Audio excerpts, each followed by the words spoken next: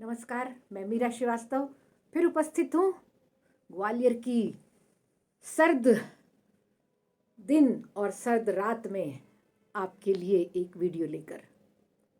और ये वीडियो हमारे उन्हीं भारतीय संस्कारों के बारे में है जिन 16 संस्कारों पर हम बात कर रहे हैं। अन्नप्राशन तक हमने संस्कारों पर चर्चा कर ली। अगला संस्कार आता है चूड़ा कर्म संस्कार, या जिसको साधारण भाषा में, आम भाषा में हम मुंडन संस्कार कहते हैं। मुंडन यानी बालों को पूरी तरह से पहली बार उतरवाना। बच्चा गर्भ से बालों को साथ लेकर पैदा होता है, जिसे हमें संस्कारों के अनुसार पहले, तीसरे, पांचवें, सातवें, नवें या इसी तरह शादी से पूर्व मुंडन कराना जरूरी होता है। इन संस्कारों के बारे में ये मान्यता है, चूड़ा कर्म या मुंडन संस्कार के बारे में हमारी सनातनी ये मान्यता है कि मनुष्य का जन्म 84 लाख योनियों के बाद होता है। यानी मनुष्य का जन्म लेने से पहले हम 84 लाख बार किसी न किसी जीव जंतु के रूप में, कीट पतंगों के रूप में जन्म ले चुके होते हैं। उस 84 लाख योनियों के बाद मनुष्य का जन्म हमको मिलता है। तो ये बाल जो हैं, जो गर्भ से लेकर हम पैदा हुए हैं, इन बालों में स्मृतियां होती हैं, यादें होती हैं उन 84 लाख योनियों की। और मनुष्य के स्वाभाविक रूप से विकास के लिए, मनुष्य के मानसिक विकास के लिए इन स्मृतियों को भूलना आवश्यक है। यानी पिछले 84 लाख जन्मों की कोई याद हमारे अंदर नहीं होनी चाहिए। इसके लिए ये मुंडन संस्कार होता है। और इन बालों में हम मानते हैं कि स्मृतियां होती हैं, यादें होती हैं, इसलिए इन बालों को उतार देना चाहिए। इसके अलावा यदि इस मान्यता को नहीं भी माने हम, तो फोड़े फुंसी से बचाव के लिए, जो बाल चिपकते रहते हैं, कंघी नहीं की जाती है, तो ऐसे समय में फोड़े फुंसी हो जाते हैं, तो उन सब से बचाव करने के लिए भी मुंडन संस्कार होता है। मुंडन संस्कार होने से बालों में, सिर में धूप जो है वो बहुत अच्छी तरह से लगती है। मानसिक विकास के साथ साथ जो कोशिकाएं हैं उनको भी बल मिलता है और वो अच्छे घने बालों को लेके आती हैं। तो ये मानते हैं कि जब मुंडन हो जाता है तो अच्छे घने बालों का विकास होता है, अच्छे घने बाल सिर पर आते हैं। और ये संस्कार सिर्फ संस्कार नहीं, जैसा कि मैंने हमेशा से बताया है आपको कि हमारी कोई भी तीज त्योहार हो, रीति रिवाज हो, प्रत्येक चीज, प्रत्येक बात, चाहे वो रीति रिवाज हो या संस्कार हो, एक अनुष्ठान है। अनुष्ठान यानी यज्ञ होगा, स्वधा और स्वाहा के मंत्र होंगे,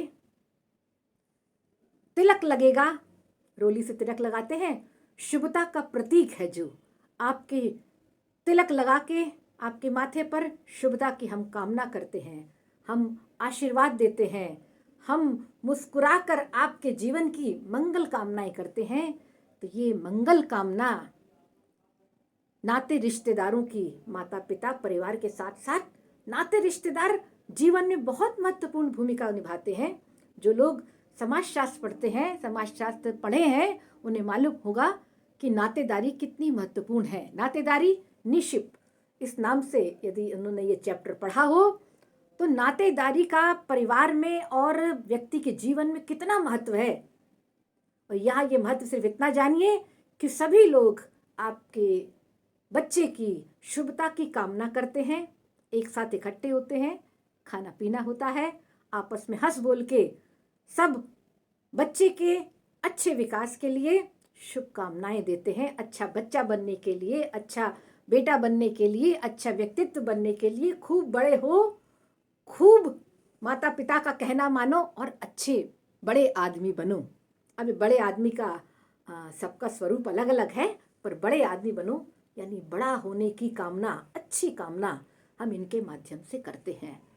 तो नाते रिश्तेदारी के माध्यम से, परिवार की समरसता के माध्यम से हम सामाजिक समरसता को जन्म देते हैं।